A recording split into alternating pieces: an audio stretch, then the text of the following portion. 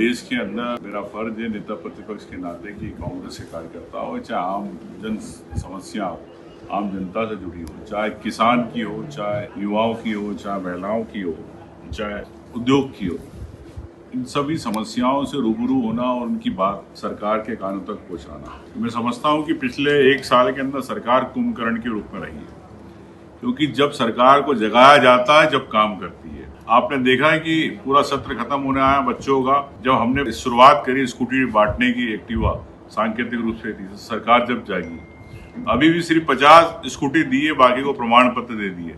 तो अब सरकार कब देगी ये पता नहीं है।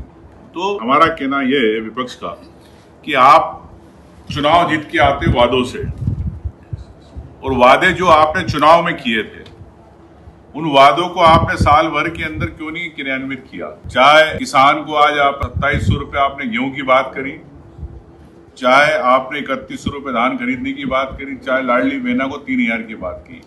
इन्हीं की मंत्री निर्मला बुरिया विधानसभा में गए बार जवाब दे दिए कि हम 1250 से ऊपर नहीं दे रहे।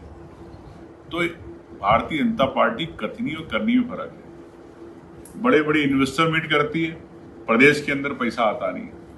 तो मैं समझता हूं कि ये भारतीय जनता पार्टी कुंभकर्ण की नींद सो रही है, और जितने मंत्री है ये सब अपने अपने इसमें काम में अपनी अपनी दुकान में लगे, जिनको जनता से कोई मतलब। कई प्रदेश के अंदर मुद्दे रहे, किसान परेशान रहा खाद को लेके, लेकिन किसान संघ जो आरएसएस का एक अंग है वो कभी सड़कों पर नहीं आया। ये कभी जाते विधानसभा सचिवालय वल्लभ भवन में सिर्फ सांकेतिक धरना प्रदर्शन कर रहे, लेकिन जब किसान पूरा प्रदेश का रो रहा था, परेशान था, खाद के लिए उसकी फसल नहीं लग पा रही थी, ये कहाँ गया किसान संघ?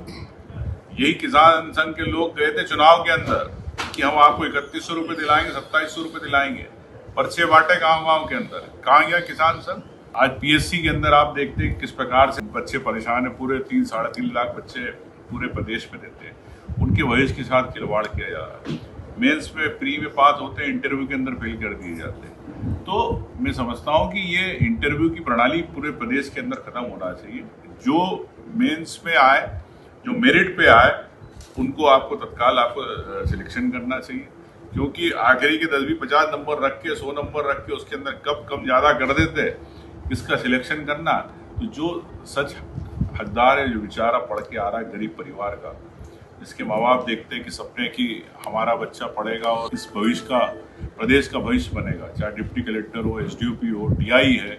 लेकिन भारतीय जनता पार्टी सिर्फ और सिर्फ अपनी मानसिकता, अपनी विचारधारा के लोगों को बनना चाहती है। मैं समझता हूँ कि यहाँ भी स्थिति यही है।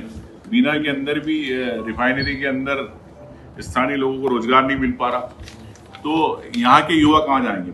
पलायन करेंगे। इस पे भारतीय जनता पार्टी ने अभी तक प्रयास क्यों नहीं किया? डबल इंजन की सरकार की बात करते हैं लोग। 3,500 एकड़ के गौशाला फॉर्म चालू की थी, सरकार ने बंद कर दी। क्यों बंद कर दी? एक तरफ आप गौशाला की बात करते हैं, मोहन यादव जी गाय के प्रति अपना प्रेम व्यक्त करते हैं, लेकिन उनके लिए सम्मान नहीं।